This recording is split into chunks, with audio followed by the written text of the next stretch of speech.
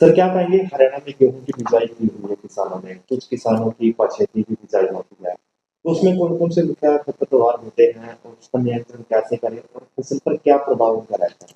हाँ, देखिए मुख्य फसल है हरियाणा में गेहूँ की इस समय काफ़ी मात्रा में बिजाई होती है और ज़्यादातर गेती बिजाई होती है, पछेती मात्रा में लगभग 10 से 15% जो कि कच्चा आलू उखाड़ने के बाद या गन्ने के बाद किसान भाई करते हैं।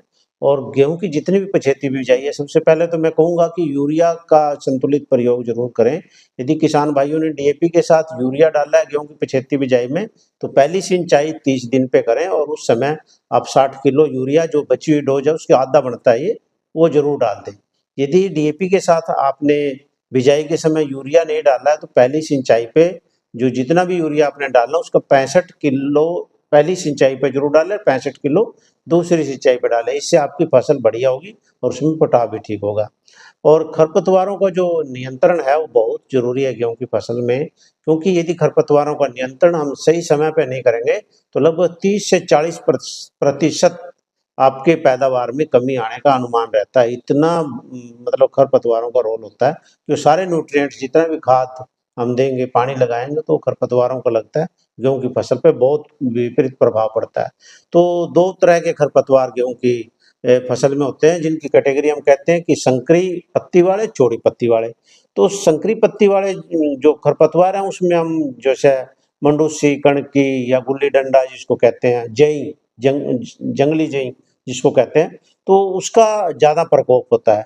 तो इसकी रोकथाम बिल्कुल जो पछेती गेहूँ आज के समय में 30 से 35 दिन बाद बिजाई के यदि हो चुके हैं तो उसका नियंत्रण ज़रूर करें, क्योंकि ये बहुत पैदावार पे असर डाल सकता है। तो इसके लिए हमारी क्लैडिनोफोप दवाई है 160 ग्राम प्रति एकड़ वो डाल सकते हैं आप और अन्य भी जितनी दवाइयाँ मार्केट से ज़रूर पूछ के डालें कि पता करें पहले कि आपके खेत में मिश्रित तो नहीं है, चौड़ी पत्ती वाले भी हैं या संकरी पत्ती वाले भी। यदि संकरी पत्ती वाले हैं तो ये दवाई आप क्लैडिनोफोप ज़रूर डालें उसमें और यदि चौड़ी पत्ती वाले हैं तो सल्फोसल्फुरान है, मेटसल्फुरान है, तो इन दवाइयों का आप प्रयोग कर सकते हैं। 13 ग्राम प्रति एकड़ के हिसाब से सल्फोसल्फुरान बहुत सी कंपनियों के ब्रांड नेम से आती हैं, तो आप डाल सकते हैं और इसका उचित प्रबंधन समय पे ज़रूर करें।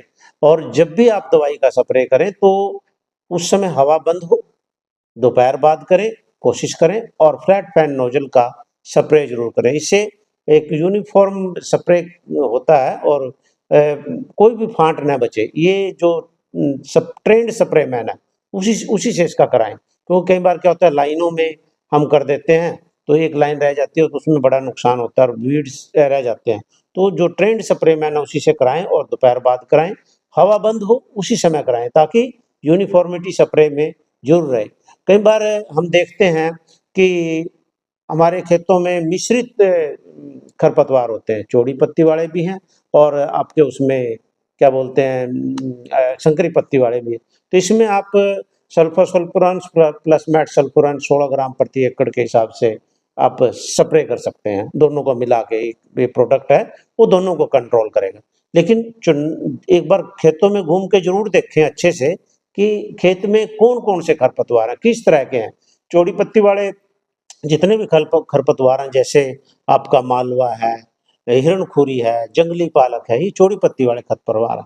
तो इनका आप समय रहते ज़रूर स्प्रे करें और यदि स्प्रे समय पे होगा तो आपका कणक की पैदावार बढ़िया होगी, उठाव भी बढ़िया होगा और उसका स्वास्थ्य भी ठीक रहेगा। सर अगर बात करें अगर किसी खेत में ज़्यादा खरपतवार दिखाई देते हैं, तो क्या फसल चक्कर से भी कुछ नियंत्रण मिलता है अगले साल? हाँ, बिल्कुल, यदि आपको लगता है कि अब की बार रिपीट भी करना पड़ता है कई बार स्प्रे की मरते नहीं हैं या फिर रीजनरेट हो जाते हैं, जैसे मडूसी में प्रॉब्लम जाती है, जिसको हम कनकी भी बोलते हैं या गुल्ली-डंडा, इसमें आ जाती है।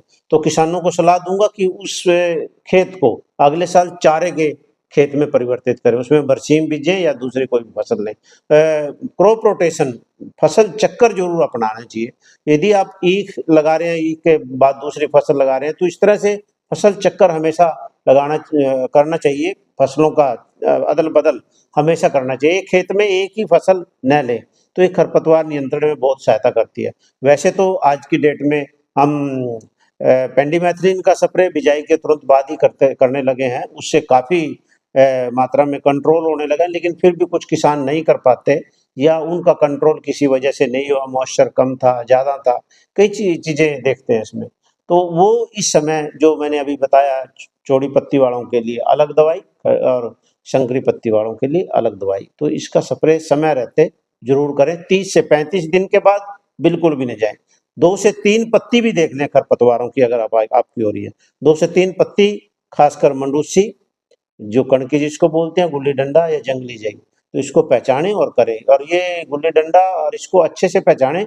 गेहूँ में इसमें ज़्यादा फ़र्क नहीं होता, थोड़ा ये हल्के हल्के रंग की होती है, गेहूँ थोड़ा गहरे रंग की होती है, तो उसको ज़रूर पहचान लें एक बार। सर जैसे पिछले कई दिन बरसात हुई है, तो अगर कहीं पानी किसान ने दिया है और बरसात हो जाती है, तो उसमें कुछ अलग से खाद डालें या कैसे उसको मैनेज करें? हाँ, देखिए, यदि बारिश का पानी कहीं गेहूँ की फसल में, जो खेत नीचे में है, उसमें खड़ा है, तो उसको तुरंत प्रभाव से ड्रेन करें, उतार दें, निकाल दें बाहर। क्योंकि 5 या 6 दिन गेहूँ की फसल में यदि पानी खड़ा रहता है, तो पीली पड़कर बिल्कुल सूख जाती है। तो अगर वो बिल्कुल पानी नहीं खड़ा है, तो सिंचाई को डिले करें, उसमें यूरिया खाद जो अभी देनी है आपको, जैसे मैंने पहले बताया कि बिजाई के समय यदि यूरिया खाद नहीं डाली है उसने डीएपी के साथ, तो 65 किलो अब डाल दे, बहुत अच्छा रिजल्ट उसका आएगा। और यदि उस समय एक कट्टा डाला है 50 किलोग्राम यूरिया डाली है बिजाई के समय, डीएपी और यूरिया दोनों, तो 60 किलोग्राम आदि नाइट्रोजन जो है वो इस समय जरूर डाल दे। फिर अगला पानी जैसे लगेगा उस पर डाल दें। तो इसके बाद यूरिया बिल्कुल भी प्रयोग न करें। आपका परिचय सर? मैं डॉक्टर करमचंद, उप कृषि निदेशक, कुरुक्षेत्र।